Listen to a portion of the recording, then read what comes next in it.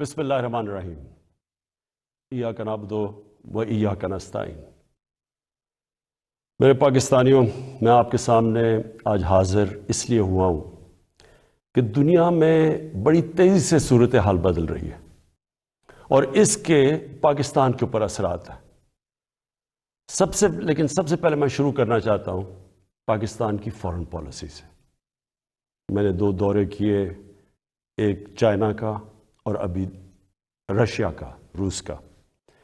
تو میں جو آج آپ کے سامنے سب سے پہلے بات واضح کرنا چاہتا ہوں وہ یہ کہ میرے ماں باپ ایک غلام ہندوستان میں پیدا ہوئے تھے، اور جب بھی میں بڑا ہو رہا تھا انہوں نے یہ احساس دلوایا کہ میں کتنا خوش قسمت ہوں کہ میں ایک آزاد ملک میں پیدا ہوں۔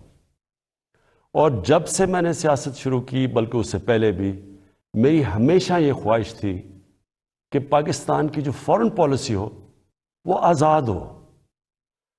اب آزاد فارن پالیسی کا کیا مطلب ہے؟ آزاد فارن پالیسی کا مطلب یہ ہوتا ہے کہ ایک قوم اپنے لوگوں کے فائدے کے لیے فارن پالیسی بنائے، وہ فارن پالیسی نہ بنے جو کسی اور کا فائدہ کرے اور اپنے ملک کو نقصان پہنچا دے۔ اور میں آپ کو اس غلط فارن پالیسی کی مثال دینا چاہتا ہوں کہ جو ہم نے امریکہ کے ساتھ اس کی وار آن ٹیرر میں جب حصہ لیا، تو میں شروع سے کہتا گیا، میری پارلیمنٹ میں تقریریں ہیں کہ ہماری اس جنگ سے کوئی تعلق نہیں تھا، کوئی پاکستانی ملوث نہیں تھا 9/11 میں، ہمارا کوئی اس سے لینا دینا نہیں تھا۔ تو میں تب سے کہتا گیا کہ ہمیں اس میں شرکت نہیں کرنی چاہیے۔ ہم نے پہلے امریکہ کے ساتھ کی جنگ میں شرکت کی، سوویت یونین کے خلاف، جب وہ افغانستان میں جہاد میں شرکت کی، اور پھر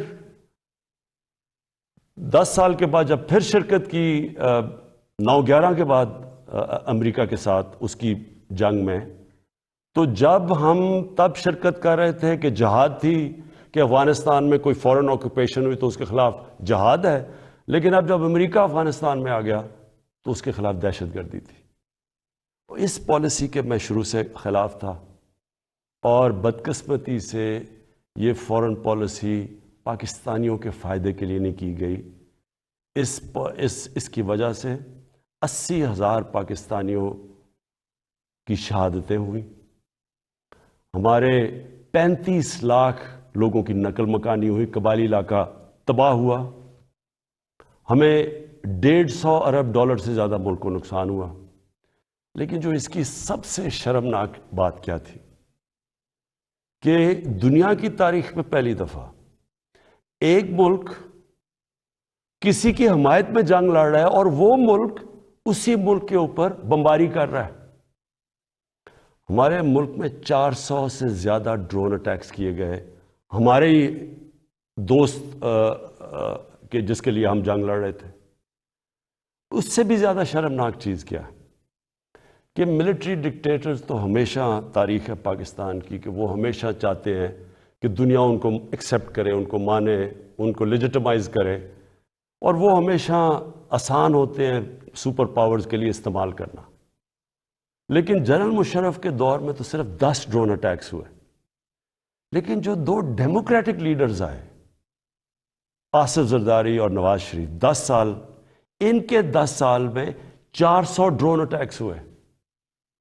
اب میں سوال یہ ہے، اور میں پھر سے واپس آتا ہوں کہ آزاد فارن پالیسی کیا ہوتی ہے؟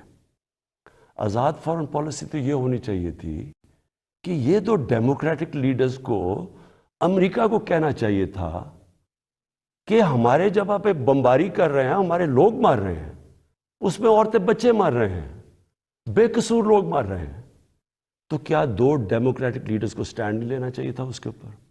ایک سٹیٹمنٹ نہیں دی دونوں نے، بلکہ آصف زرداری نے اس کو ایک باب وڈورڈ جو بہت بڑا صحافی ہے امریکہ کا، وہ اپنی کتاب میں لکھتا ہے کہ آصف زرداری نے امریکہ کے آرمی چیف کو کہا کہ کولیٹرل ڈیمیج سے مجھے کوئی فرق نہیں پڑتا، جو ڈرون اٹیک سے جو بے قصور لوگ مرتے ہیں۔ اور یہ کیوں ہے؟ میں صرف آپ کو اس لیے یہ شروع میں بات فارن پالیسی کی یہ اس لیے ہے کہ جب ملک کے سربراہوں کے پیسے اور جائیداد ملک سے باہر پڑی ہوتی ہے، جب ان کے اربوں ڈالرز کی پراپرٹی اور بینک بیلنسز اور آف شور اکاؤنٹس ہوتے ہیں، وہ کبھی اس ملک کی بہتری کے لیے فائدہ نہیں کرتے، وہ اپنے پیسے بچانے کے لیے کرتے ہیں۔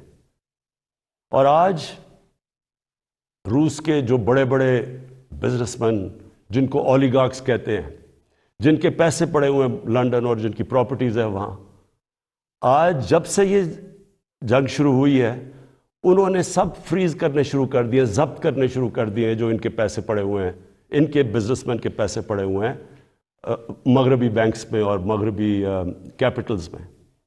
تو اس لیے ہمارے ملک کی پالیسی ایسی آزاد ہو ہی نہیں سکتی۔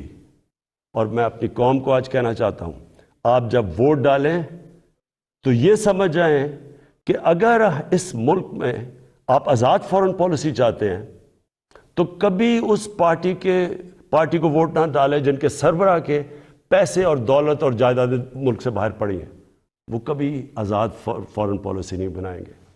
میں نے جتنے بھی دورے کیے، 2 چین کے بڑے امپورٹنٹ دورے تھے، اللہ کا کرم ہے کہ ہمارے ملک کو بھی عزت ملی اور پاکستان کے لیے انشاءاللہ وقت ثابت کرے گا بڑے زبردست۔ ہم نے دونوں جگہ بات چیت کی، خاص طور پہ چین پہ۔ جو روس میں ہم نے جانا تھا، اس لیے ہم نے جانا تھا کہ ہم نے 20 لاکھ ٹن گندم امپورٹ کرنی ہے روس سے۔ اور دوسری چیز، جو روس ایک ایسا ملک ہے جس میں میرے خیال میں دنیا کی 30% گیس ہے، تو آگے جس طرح پاکستان کی گیس کم ہو رہی ہے، ہم نے انشاءاللہ ان سے ہم نے جو معاہدے کیے ہیں کہ ان سے ہم گیس امپورٹ کریں گے۔ اور چین کے سامنے ابھی تھوڑی دیر کے بعد انشاءاللہ اس قوم کے سامنے آ جائے گا کہ جس طرح کے چین کے ساتھ ہمارے معاہدے ہوئے ہیں، اور خاص طور پہ سی پیک کا جو دوسرا فیز ہے۔ اب دوسری بات صرف میں نے مختصر کرنی تھی، اس سے پہلے میں جو ملک کے مسائل کے ہم نے حل سوچے، میں نے اور میری ٹیم نے، وہ آپ کے سامنے رکھوں گا۔ لیکن دوسری چیز ایک متنازع ایشو بنا ہوا ہے، اس کے اوپر تھوڑا شور مچا ہوا ہے کہ جی آزادی صحافت کے اوپر پابندی لگائی جا رہی ہے اور لوگوں کے منہ بند کیے جا رہے ہیں۔ میں پہلے آپ کو ایک چیز واضح کر دوں، پیکا لا آپ سب کو یہ بتا دوں کہ یہ 2016 میں بنا تھا، اس پہ صرف ہم ترمیم کر رہے ہیں۔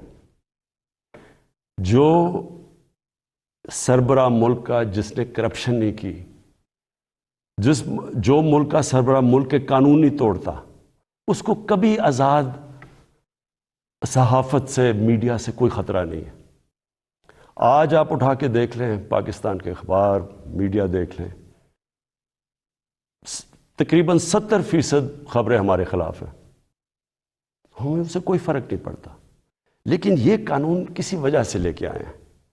اس کی وجہ یہ ہے کہ پاکستان میں سوشل میڈیا کے اوپر اس طرح کا گند آ رہا ہے، اس طرح کی چیزیں آ رہی ہیں، چائلڈ پورنوگرافی آ رہی ہے، یعنی جو ہمارے اسلامک ویلیوز کی خلاف ورزی، ہمارے چھوڑے دنیا میں کسی بھی مہذب معاشرے میں اس طرح کی چیزیں نہیں آتی جو اب ہمارے سوشل میڈیا پہ آ رہی ہیں۔ میرے پاس ریکارڈ ہے اس وقت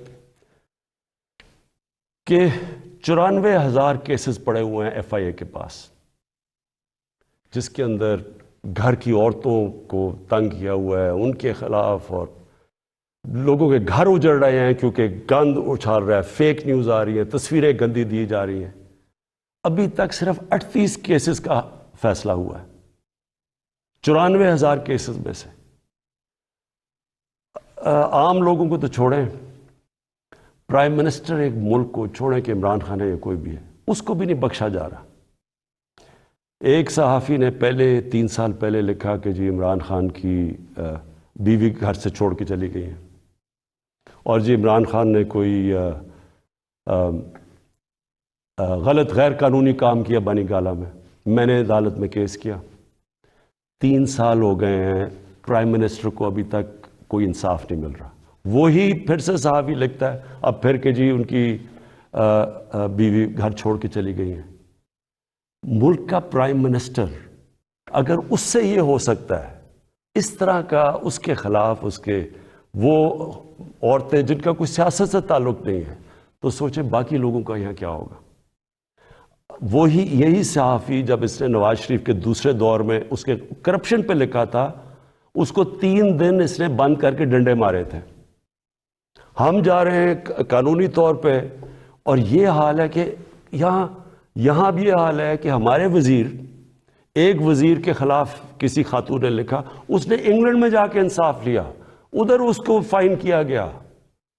اب مراد سعید کے خلاف بات ہے، مراد سعید سوچ رہے ہیں انگلینڈ میں قانون جا کے کیس کرنا. شوکت خانم کے اوپر ایک میڈیا ہاؤس جنگ گروپ، انہوں نے شوکت خانم کے اوپر لکھا کہ شوکت خانم کا جو پیسہ ہے وہ تحریک انصاف کو جا رہا ہے. اتنی بھی زحمت نہیں کی کہ کم از کم شوکت خانم سے پوچھ تو لیتے، ان کا ورژن تو لے لیتے کہ کیسے چیک جو شوکت خانم ہے وہ تحریک انصاف کے اوپر جا رہا ہے. اب شوکت خانم پہلے ہی ایک نون لیگ نے حنیف عباسی نے شوکت خانم کے اوپر اسی طرح کہا تھا کہ پیسہ چوری ہو رہا ہے. وہ کیس 10 سال ہو گئے ہیں، وہ لوور کورٹ سے جیت چکی ہے شوکت خانم، 10 سال کے بعد بھی انصاف نہیں. تو اب شوکت خانم انگلینڈ میں جدھر رجسٹرڈ چیریٹی ہے اور امریکہ میں ادھر کیس کرنے جا رہی ہے اسی جنگ گروپ کے اوپر. تو کہنے کا میرا مقصد یہ ہے کہ یہ تو دنیا میں کہیں بھی نہیں ہوتا. آزادی صحافت کے نام پہ یا مافیاز بیٹھ کے بلیک میل کر رہے ہیں، ان کے ایجنڈے کچھ اور ہیں، یا ایسے صحافی بیٹھے ہیں جو پیسے لے کے یہ ساری گند اچھال رہے ہیں، بلیک میل کر رہے ہیں گورنمنٹ کے اوپر. میں نے آپ کو کہا کہ ساری زندگی میں نے تنقید دیکھی ہے. میں کرکٹ کیپٹن سے مجھے تنقید ہوتی تھی. میں نے سارے مغرب میں دیکھا ہوا ہے کہ کیا ہے. انگلینڈ کے اندر جدھر سے ہم نے جمہوریت کے ویلیوز لے کے آئے ہیں، میں نے انگلینڈ میں ایک کیس لڑا ہے، یہ جو ہر جانے کا کیس، سب سے بڑا ان کا کھلاڑی تھا جس کا میرا کیس ہوا تھا. مجھے پتہ ہے کہ کبھی بھی کسی کی جرت نہیں ہو سکتی جو یہاں چیزیں جس طرح کی غیر ذمہ دارانہ چیزیں یہاں آتی ہیں، کسی کی جرت نہیں ہو سکتی کہ یہی جا کے آپ کسی اور جمہوریت کے اندر کریں. تو میں یہ صرف اس لیے کہہ رہا ہوں کہ یہ اس ملک کے لیے اتنا ضروری ہے. مجھے اتنے لوگ کال کرتے ہیں، مائیں کال کرتی ہیں، میسیجز دیتی ہیں کہ کس طرح کے حالات ہو گئے ہیں کیونکہ کوئی پوچھنے والا نہیں ہے. تو اس کے اوپر میں نے صرف یہ کلیئر کرنا تھا کہ اس کا کوئی آزادی صحافت سے تعلق نہیں ہے. جو اچھے صحافی ہیں وہ خوش ہوں گے کہ فیک نیوز ختم ہو، وہ تو ان کی تو کریڈیبلٹی ہوتی ہے کہ صحیح. اور اچھی صحافت تو ایک اثاثہ ایک معاشرے کا. ان کی جو تنقید ہوتی ہے وہ ہمارے پرائم منسٹر وزیروں کو آگاہ رکھتی ہے کہ ہم نے کیا کرنا ہے، ہم کیا غلطیاں کر رہے ہیں. لیکن یہ بلیک میل کرنا، گند اچھالنا، گھر کی عورتوں کو اس طرح کی چیزیں کہنی. پرائم منسٹر، ملک کا پرائم منسٹر، اب یہ 3 مین اخبار ہیں یہاں. میں نومینیٹ کرتا ہوں آزاد کشمیر کا پرائم منسٹر جب ہماری پارٹی الیکشن جیتتی ہے.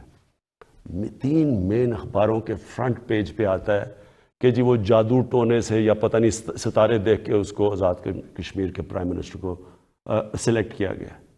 یہی چیز کہیں بھی انگلینڈ اور مغرب کے اخباروں میں کرتی ہے. میں آپ کو یقین دلاتا ہوں کہ ان کے اوپر اتنا بڑا ہرجانہ ہونا تھا کہ ان کی شاید اخبار ہی بند ہو جاتے. اب میں دوسری چیز پہ آنا چاہتا ہوں کیونکہ میں آپ کو یہ بتانا چاہتا ہوں کہ ہم اب ہمارے جو حالات ہیں ان کے اوپر ہم نے اب کیا بڑی محنت کر کے ہم نے کیا تجویزیں سوچی ہوئی ہیں. تو سب سے پہلے کہ میں آپ کو صرف یہ یاد کرانا چاہتا ہوں، اور یہ ضروری ہے یاد کرنا، کیونکہ اگر تو مجھے سوئٹزرلینڈ کی اکانومی ملی ہوتی تو بڑا اچھا ہوتا. آج اسی پر بتاتے کہ وہ حالات تب یہ تھے تو اب آپ نے کیا کیا ہے. تو جب ہمیں اکانومی ملی تھی 2018 میں، جو سب سے بڑا پاکستان کی تاریخ کا خسارہ تھا، اندرونی بھی فسکل ڈیفیسٹ بھی اور بیرونی جس کو کرنٹ اکاؤنٹ ڈیفیسٹ کہتے ہیں، وہ پاکستان کی تاریخ میں سب سے بڑا ڈیفیسٹ تھا. ہمارے جو فورن ایکسچینج ریزروز تھے وہ مشکل سے 3 ہفتے کی بھی امپورٹس کے لیے کافی نہیں تھے. ہماری کئی باہر کی لائبلٹیز جو تھی ہم پیسے نہیں دے سکتے تھے. وہ پاکستان ملا تھا. اور اس کے بعد اتنے مشکل وقت سے نکلتے ہوئے اس کے بعد ہم کرونا آ گیا. اب کرونا کا میں صرف آپ کو یہ بتا دوں کہ یہ 100 سال میں ایک دفعہ اتنا بڑا کرائسس آتا ہے جو کرونا آیا. دنیا میں آپ دیکھ لیں کہ حالات کیا ہوئے. اچھی بھلی اکانومیز اجڑ گئیں. برطانیہ، ہندوستان جو بڑی تیزی سے آگے جا رہا تھا اس کی مائنسز میں گروتھ ریٹ چلی گئی. تو اس پہلے ہی مشکل حالات تھے.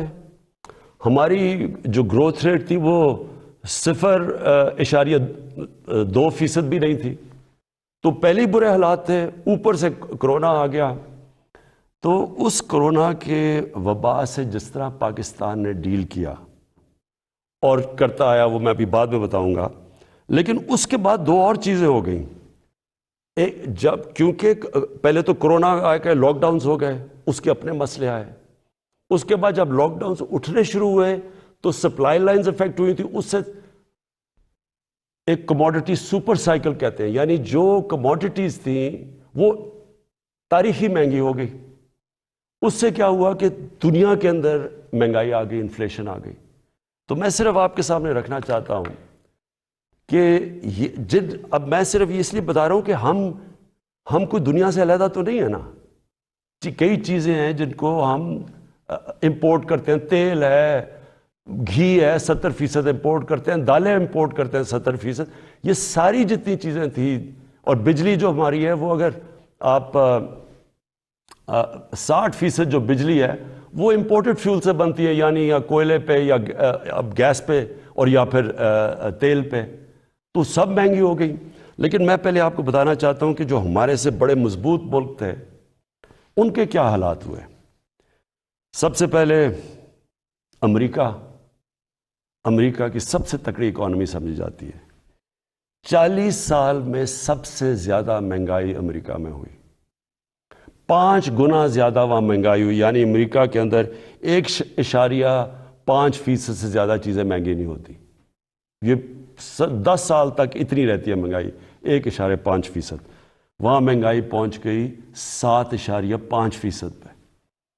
اس کے بعد کینیڈا، جو بڑا یہاں سے کتنا پیسہ خرچ کر کے لوگ کینیڈا جاتے ہیں اور کینیڈا کے شہری بنتے ہیں، 30 سال میں سب سے زیادہ مہنگائی کینیڈا میں آئی.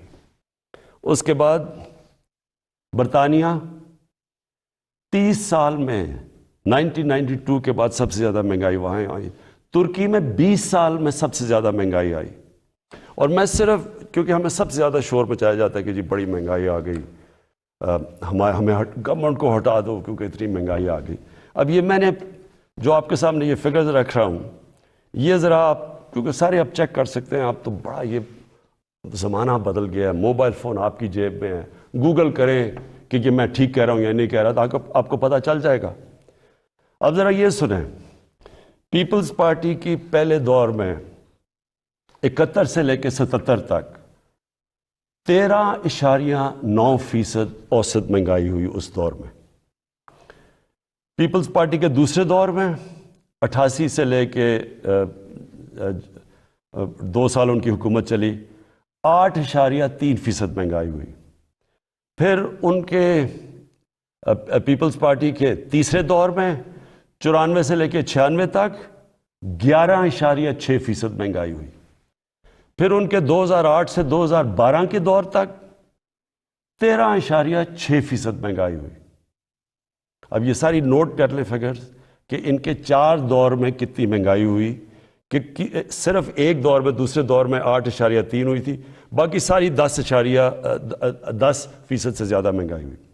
نون لیگ پہلا دور 90 سے لے کے 93 تک 10.08% مہنگائی ہوئی. دوسرے دور میں 97 سے لے کے 99 تک 7.2% مہنگائی ہوئی.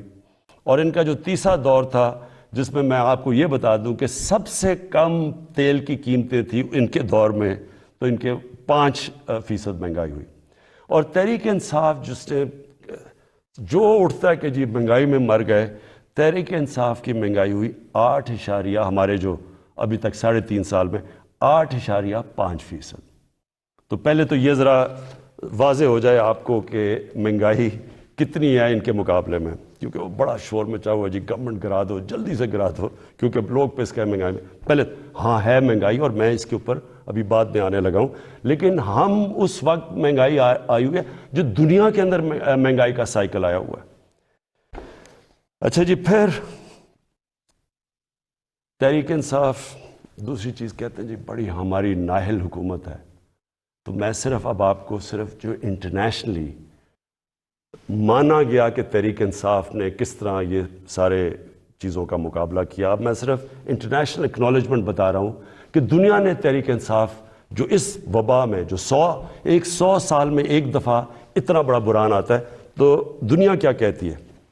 سب سے پہلے اکانومسٹ میگزین جو دنیا میں ساری دنیا کی اکانومیز کا جائزہ لیتی ہے، وہ کہتی ہے کہ 3 سالوں کے اندر جو یہ کرونا کا دور ہے، جو ملک ٹاپ 3 میں 190 ملکوں میں جو سب سے اوپر، جس نے سب سے بہتر طریقے سے اپنی معیشت بھی بچائی اور اپنے لوگوں کو بچایا، ان 3 میں پاکستان ہے. ورلڈ بینک نے تعریف کی، ورلڈ اکنامک فورم نے تعریف کی، ورلڈ ہیلتھ آرگنائزیشن نے خود مثال دی پاکستان کی کہ جس طرح انہوں نے اس چیلنج کا مقابلہ کیا. تو اگر اتنا نااہل ہوتا ملک، تو دنیا کے اندر جدھر ساری دنیا کی بڑی بڑی اکانومیز ہمارے سے بہتر سسٹمز جن ملکوں کے تھے، اگر وہاں اتنی تباہی آئی ہے اور پاکستان اس سے نکلا ہے. بل گیٹس جب ابھی مجھے ملنے آئے تو انہوں نے خاص پوچھا کہ کیا آپ نے قدم اٹھائے تھے کہ آپ اتنے بڑے چیلنج سے آپ اتنی بہتر نکلے. وہ باقاعدہ NCOC جدھر سے ہمارا سارا یہ کنٹرول ہم کرتے تھے، باقاعدہ وہاں گئے، انہوں نے تعریفیں کی اور پھر یہ بھی تعریف کی کہ ایک طرف ہم کرونا سے لڑ رہے تھے اور دوسری طرف اب پچھلے سارے سال میں کوئی پاکستان میں پولیو کا کیس نہیں ہوا. تو یہ اگر حکومت اتنی نااہل تھی.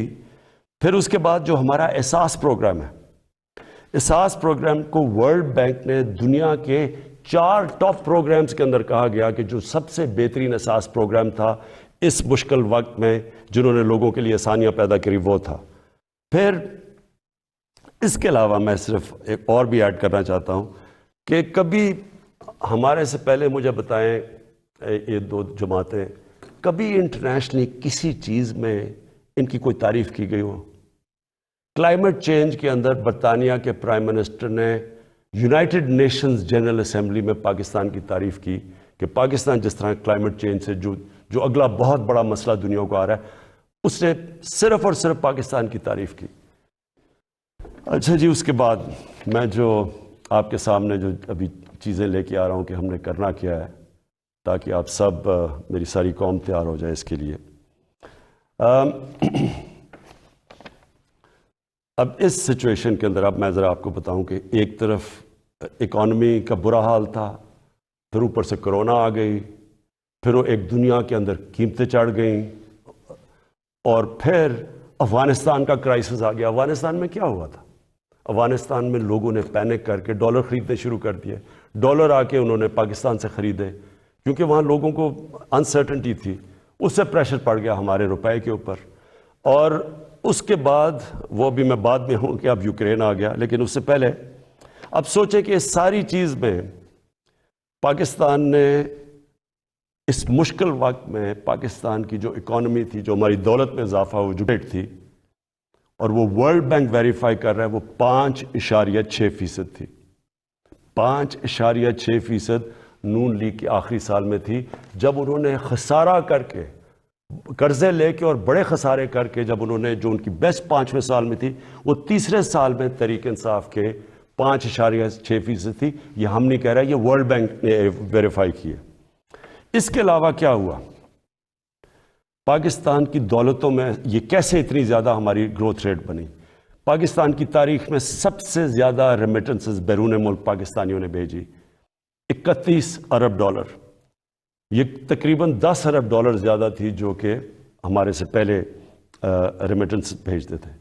پاکستان کی تاریخ کی سب سے زیادہ ایکسپورٹس کی گئی. پچھلے 5 سال میں جو پچھلا نون لیگ کا دور تھا، ایکسپورٹس وہیں کی وہیں تھی.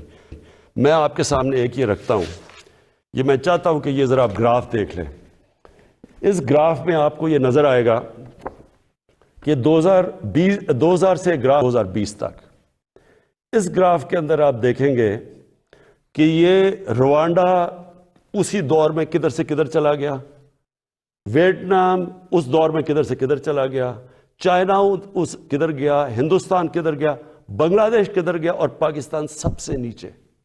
یعنی ہماری ایکسپورٹس بڑھی نہیں، اور جب تک ایکسپورٹس نہ بڑھیں وہ ملک آگے بڑھ ہی نہیں سکتا. تو ہم نے، مجھے اور فخر ہے اس چیز پہ کہ 38 ارب ڈالر کی پاکستان کی تاریخ میں سب سے زیادہ ہم نے ایکسپورٹس کی، ان سارے چیلنجز کے باوجود. پھر ہماری جو ٹیکس کلیکشن ہے، کوئی سوچ بھی نہیں سکتا تھا کہ جب لاک ڈاؤنز ہوئے ہوں اور اکانومی سلو ہوئی ہو، اس دور میں پاکستان کی جو ٹیکس کلیکشن ہے وہ 6000 ارب روپے سے زیادہ ہوئی. ریکارڈ ہے پاکستان کی تاریخ میں. اور یہ گروتھ تھی 31% ہماری ٹیکس کلیکشن کی گروتھ ہوئی. اور پھر سے میں ریپیٹ کرتا ہوں، یہ ساری جتنے بھی میں اعداد و شمار آپ کو دے رہا ہوں اپنے موبائل فون کے اوپر، یہ سب چیک کر سکتے ہیں. پھر جو 4 بڑی پاکستان کی فصلیں تھیں، گندم، چاول، شوگر، گنا اور مکئی، پاکستان کی تاریخ میں سب سے زیادہ ان کی پروڈکشن ہی نہیں ہوئی ان 4 کی، کیونکہ ہم نے پیکج دیے ہوا تھا اپنے کسانوں کو. قیمت بھی سب سے زیادہ ملی. تو صرف کسانوں کے پاس پہلی دفعہ 1100 ارب روپیہ اضافی پیسہ گیا کسانوں کے پاس. اور یہ اس سے کیا ہوا؟ کسانوں کے پاس جب پیسہ زیادہ گیا، ہم نے پہلے یہ شوگر ملز والے ان کو پیسے ٹائم پہ نہیں دیتے تھے، ان کی کٹوتی کر دیتے تھے، ان کو پیسے کم ملتے تھے، لائنیں لگی ہوتی تھیں ان کی، یعنی شوگر ملز کے باہر کسانوں کی. کیونکہ ہم نے قانون پاس کیے اور ہم نے ان کو صحیح پیسہ دلوایا، ان کو قیمت ملی، ٹائم پہ ملی، انہوں نے اپنی پیسہ لگایا زمین پہ، اس کی وجہ سے یہ پاکستان کی تاریخ میں اور بھی ہم نے قدم اٹھائے. کسان کارڈ ہے، لیکن اس کی وجہ سے ہماری اتنی زیادہ ریکارڈ پروڈکشن ہوئی. پھر ہماری جو لارج اسکیل مینوفیکچرنگ انڈسٹری تھی ان کو ہم نے انسینٹیوز دیے، 7.4% ادھر ہوئی. ہماری جو ٹاپ پاکستان کی 100 کمپنیز تھیں، انہوں نے 930 ارب روپے کا پروفٹ جو ریکارڈ کمایا، اس سے کبھی اتنا زیادہ پروفٹ ہی انہوں نے کمایا. اور میں چاہتا ہوں کہ یہاں لوگ بڑے بڑے منافع کریں تاکہ اور انویسٹرز آئیں، تاکہ اور خوشحالی آئے، تاکہ اور ملک کی دولت میں اضافہ ہو. پاکستان کا جو پرائیویٹ سیکٹر ہے اس کی کریڈٹ، یعنی انہوں نے جو قرضے لیے ہیں وہ پاکستان کی تاریخ میں سب سے زیادہ لیے، 1400 ارب روپیہ. اس کے بعد پاکستان کی جو ٹریکٹر سیل تھی یہ ریکارڈ ہوئی، 20% پچھلے سال سے زیادہ ٹریکٹرز بکے. ٹرکس 81% ٹرکس اور بسز زیادہ بکی پاکستان میں. ٹیکسٹائل کی ایکسپورٹ پاکستان کی تاریخ میں سب سے زیادہ ہوئی، 16 ارب ڈالر، اور ہماری مین ایکسپورٹ ہی ٹیکسٹائل ہے. تیل کی کنزمپشن، یعنی ہمارا جو تیل 15% بڑھ گئی پاکستان میں تیل کی کنزمپشن. کیوں؟ کیونکہ ایکٹیویٹی بڑھ گئی، بزنس ایکٹیویٹی بڑھ گئی. کنسٹرکشن سیکٹر کے اندر، کیونکہ ہم نے کنسٹرکشن سیکٹر کو اٹھایا تھا سب سے پہلے، اس میں 1500 ارب روپیہ کنسٹرکشن سیکٹر کے اندر گیا. اور جس کی وجہ سے آپ نے دیکھا کہ جو ہمارے روزگار، لوگوں کا روزگار بھی بڑھا. اور پھر جو ہمارا فورن ایکسچینج تھا، جو ہمیں سب سے کم فورن ایکسچینج ریزروز رہ گئے تھے، ہمارے 23.2 ارب ڈالر کے فورن ایکسچینج ریزرو، تقریباً پاکستان کی تاریخ میں سب سے زیادہ ہمارے فورن ایکسچینج ریزروز ہیں. لیکن ہم نے یہ فیصلہ کیا، میرے پاکستانیوں، ہم نے یہ فیصلہ کیا کہ ہم یہ سمجھ رہے تھے کہ یہ جو ایک دم قیمتیں اوپر گئی ہیں تیل کی اور کموڈیٹیز کی دنیا کے اندر، تو ہم یہ سمجھ رہے تھے کہ اب نیچے آنی شروع ہو جائیں گی. لیکن جو یوکرین کے اندر ہو رہا ہے اور یہ جو جنگ ہوئی ہے، تو اب مجھے خوف ہے کہ یہ، اور ہم نے آپس میں ڈسکس کیا کہ ابھی قیمتیں باہر نیچے نہیں آئیں گی، کیونکہ یہ سب کو پتہ ہے کہ جیسی یہ ہوتی ہے جنگ تو تیل کی قیمت بھی اوپر، اور پھر 30% دنیا کی گیس وہاں سے آتی ہے، گیس کی بھی قیمت اور اوپر چلی جائے گی. اور گندم، ہم نے جو روس کو کہا ہوا کہ ہمیں 20 لاکھ گندم چاہیے، تو گندم کی ابھی قیمت اوپر چلی گئی ہے. تو ہم نے ایک فیصلہ کیا، ہم نے یہ فیصلہ کیا کہ ہم اس ملک میں جو سب سے بڑا مسئلہ ہے اس وقت وہ تیل کا، پیٹرول اور ڈیزل کا، اور ان کی اگر قیمتیں اور اوپر چلی گئیں تو لوگوں کے اوپر اور بوجھ پڑ جائے گا. لیکن میں آج آپ کو یہ بتا دوں کہ پاکستان میں جو آج بھی پٹرول اور ڈیزل کی قیمتیں ہیں، یہ نوٹ کر لیں. جب اپوزیشن والے یہ کہتے ہیں کہ جی وہ ہو بڑا مہنگا ہو گیا پٹرول اور ڈیزل، کب مجھے ذرا یہ بتائیں کہ وہ ان کے پاس اس کا کیا حال ہے. ہمیں باہر سے امپورٹ کرنا پڑتا ہے، تیل اوپر چلا جائے ہم اس کے بعد کیا کریں؟ یعنی اگر ان کے پاس کوئی حال ہے تو ہمیں بتا دیں، کیونکہ اس وقت بھی پاکستان دنیا کے 190 ملکوں میں سے 25ویں نمبر پہ ہے جدھر ابھی بھی ہمارا تیل اور پٹرول اور ڈیزل سب سے کم بک رہا ہے.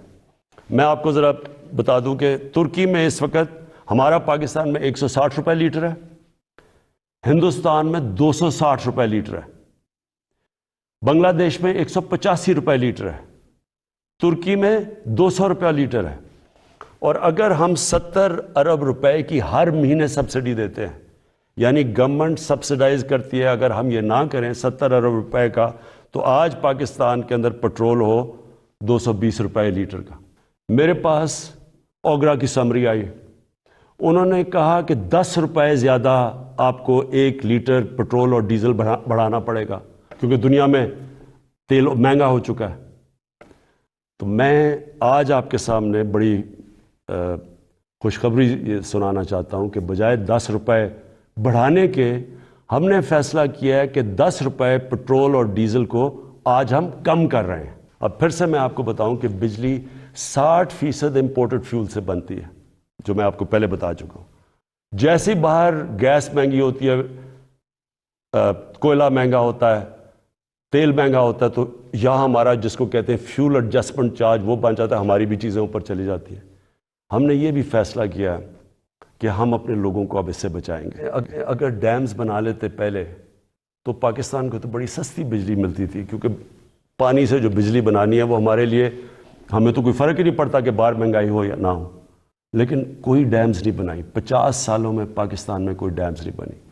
ہم 10 ڈیمز بنا رہے ہیں اب پاکستان میں، اور انشاءاللہ اگلے 5 سے 10 سالوں کے اندر یہ ساری ڈیمز آ جائیں گی، اور اس سے انشاءاللہ ہمیں اگر باہر قیمتیں بھی بڑھیں گی تو انشاءاللہ ہم بچ جائیں گے اس سے. تو میں بجلی کا اب ہم نے فیصلہ کیا ہے کہ 5 روپے یونٹ ہم بجلی کم کر رہے ہیں. 5 روپے یونٹ بجلی کم کرنے کا مطلب کہ 20% سے 50% آپ کے بجلی کے بل کم ہوں گے. اور یہ بھی ہم اس کے لیے سبسڈی اور بڑی محنت سے اور جگہ سے ہم نے سبسڈی نکالی ہے. اور میں یہ کیونکہ سب سے بڑا مسئلہ لوگوں کو ہوتا ہے بجلی اور پٹرول اور ڈیزل، اس کی وجہ سے ساری چیزیں مہنگی ہو جاتی ہیں. تو ہم نے یہ فیصلہ کیا کہ ہم اگلے بجٹ تک ان 2 چیزوں کے اوپر ہم اب کوئی اضافہ بھی نہیں کریں گے، اور اس سے پہلے ہم نے یہ ان کو کم بھی کر دیا. 5 روپے یونٹ بجلی اور 10 روپے بلکہ 20 روپے پورا بنتا ہے پٹرول اور ڈیزل کا. پھر ہم نے احساس پروگرام کیا، جو نچلے طبقے کے اوپر جو ہم 12,000 روپے دیتے تھے، جو 80 لاکھ خاندان کو ہم دیتے ہیں، اس کو ہم نے 12,000 سے 14,000 پہ کر دیا. پھر ہم نے ایک اور کام کیا نوجوانوں کے لیے جو گریجویٹس ہیں، جس نے BA کی ہوئی ہے، جس کے پاس نوکری نہیں ہے. ہم نے فیصلہ کیا کہ ہم ان کو انٹرنشپ دلوائیں گے. 30,000 روپے جو بھی گریجویٹ ہوگا اس کو کہیں انٹرنشپ دلوائیں گے تاکہ ان کو کم از کم کوئی پیسہ ملے. پھر ہم نے اسکالرشپس کا میں آپ کو بتا دوں 26 لاکھ ہم نے اسکالرشپس ہم صوبے جو ہمارے نیچے صوبے ہیں اور جو سینٹر ہے، اور اس کے اوپر 38 ارب روپیہ ہم خرچ کر رہے ہیں. یہ اب پرائم منسٹر کے جو پورٹل ہے اس کے اوپر اب سارا کنٹرول ہوگا. سارے میرٹ کے اوپر ہم خود چیک کریں گے، پوری کمیٹی بنائی ہوئی ہے اکیڈمکس کی، میرٹ پہ ملیں گے، اور کوئی بھی کسی کو مسئلہ ہوگا وہ اس پورٹل کے اوپر آئے گا. لیکن پھر اب جو IT سیکٹر جو فیوچر ہے ہمارے نوجوانوں کا، جس طرح دنیا جا رہی ہے ٹیکنالوجی کی ریولوشن، یہ ذرا آپ سنیں. IT سیکٹر کے لیے اس میں IT کمپنیز بھی ہیں اور فری لانسرز بھی ہیں. پہلی چیز، ان کو 100% ہم نے ٹیکس معاف کر دیا. پھر سے سن لیں، IT سیکٹر کے اوپر چاہے وہ کمپنیز ہیں یا فری لانسرز ہیں، 100% ان کو ہم نے ٹیکس پہ چھوٹ دے دی. دوسری چیز، فورن ایکسچینج. اب تک ان کا ہم نے کوئی کنڈیشنز لگائی ہوئی تھی کہ اتنا فورن ایکسچینج آپ کو پاکستان میں رکھنا ہے. ہم نے مکمل طور پہ 100% فورن ایکسچینج پہ ان کو چھوٹ دے دی ہے کہ یہ چاہے کوئی اس کے اوپر ریسٹرکشن نہیں ہے، باہر لے جائیں اندر لے آئیں، 100% اب فورن ایکسچینج کی موومنٹ ان کے ہاتھ میں ہے، یعنی ہم نے ریسٹرکشن ساری ختم کر دی ہے۔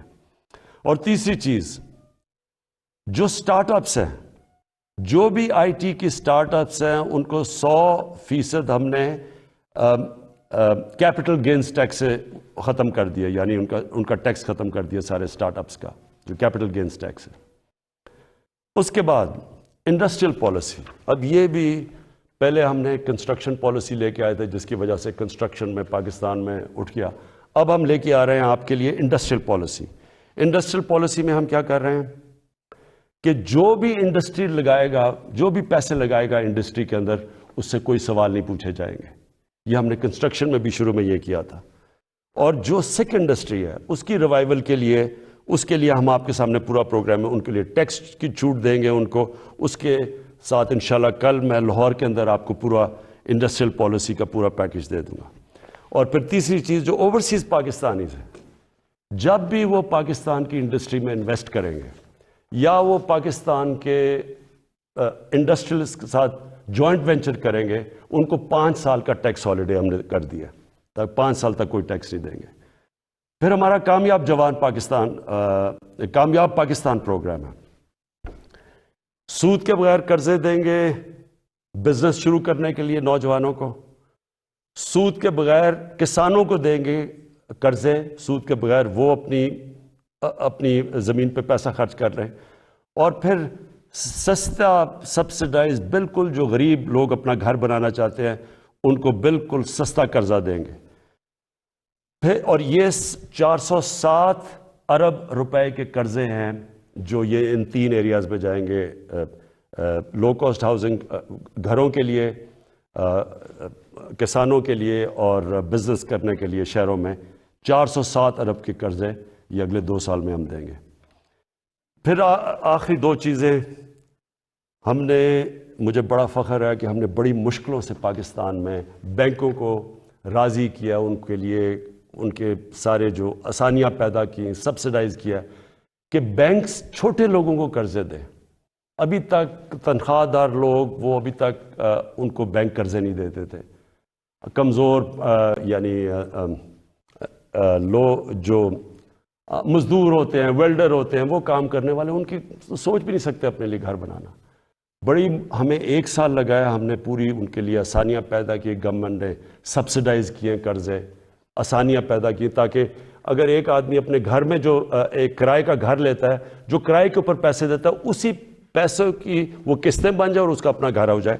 تو مجھے بڑی خوشی یہ ہے کہ بینکوں نے اب تک اس میں 150 ارب روپے کے لو انکم غریب لوگوں کی جن کی آمدنی نہیں ہے ان کو دے چکے ہیں اپروولز، جس میں 50 ارب روپیہ ان گھروں کے لیے دے چکے ہیں، یعنی وہ کام شروع ہو گیا، گھر بننے شروع ہو گئے۔ اور آخر میں صحت کارڈ، مجھے سب سے زیادہ فخر یہ ہے کہ ہمارے جو صوبائی چیف منسٹرز تھے ان سب کو میں نے آگاہ کیا کہ یہ سب سے بڑی نعمت ہے ایک غریب گھرانے کے لیے کہ اس کے پاس ہیلتھ انشورنس ہو، جب بھی وہ ایک کوئی گھر میں بیماری ہو تو ان کو یہ خوف نہ ہو کہ ہم ہاسپٹل میں جا کے اپنا علاج نہیں کروا سکیں گے۔ اور پھر وہ کئی دفعہ گورنمنٹ ہاسپٹلز میں جاتے ہیں تو وہاں ڈاکٹرز نہیں ہوتے، اور خاص طور پہ دیہاتوں کے اندر ڈسٹرکٹس میں ڈاکٹرز نہیں ہوتی، نرسز نہیں ہوتی، اور وہ سارے شہروں میں آتے ہیں، دھکے کھاتے ہیں۔ یہ جو صحت کارڈ ہے یہ پاکستان کی تاریخ میں نہیں، یہ شاید ڈیولپنگ ورلڈ میں بھی، بلکہ ڈیولپڈ ورلڈ میں بھی اس طرح کا کہ آپ نے ہر گھرانے کو، ہر جو ہمارے صوبے ہیں سندھ کے علاوہ، کیونکہ پروونشل گورنمنٹس اس کا پیسہ دے رہی ہیں، ہر گھرانے کے لیے ہم انشاءاللہ مارچ کے آخر تک پنجاب میں ہر گھرانے کے پاس صحت کارڈ ہوگا، ہر خاندان 10 لاکھ روپے تک کسی بھی ہسپتال میں جا کے علاج کروا سکتا ہے۔ یہ ضروری ہے سمجھنا، پہلے تو ہوتا تھا نہیں گورنمنٹ ہاسپٹل، اب وہ پرائیویٹ ہاسپٹل میں جا کے علاج کروا سکتا ہے، اور ہر گھرانے کے پاس یہ صحت کارڈ ہوگا۔ اور انشاءاللہ یہ پورا ایک ہیلتھ سسٹم بن رہا ہے پاکستان میں۔ ابھی سے چھوٹے چھوٹے ہاسپٹل دیہاتوں میں جانا شروع ہو گئے ہیں۔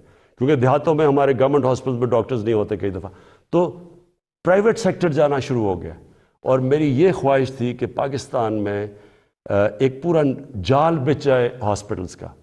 تو گورنمنٹ کے پاس تو کبھی بھی اتنا پیسہ نہیں آنا تھا، تو اب پرائیویٹ سیکٹر کے لوگ خود جائیں گے، کیونکہ اب ہیلتھ کارڈ ہوگا.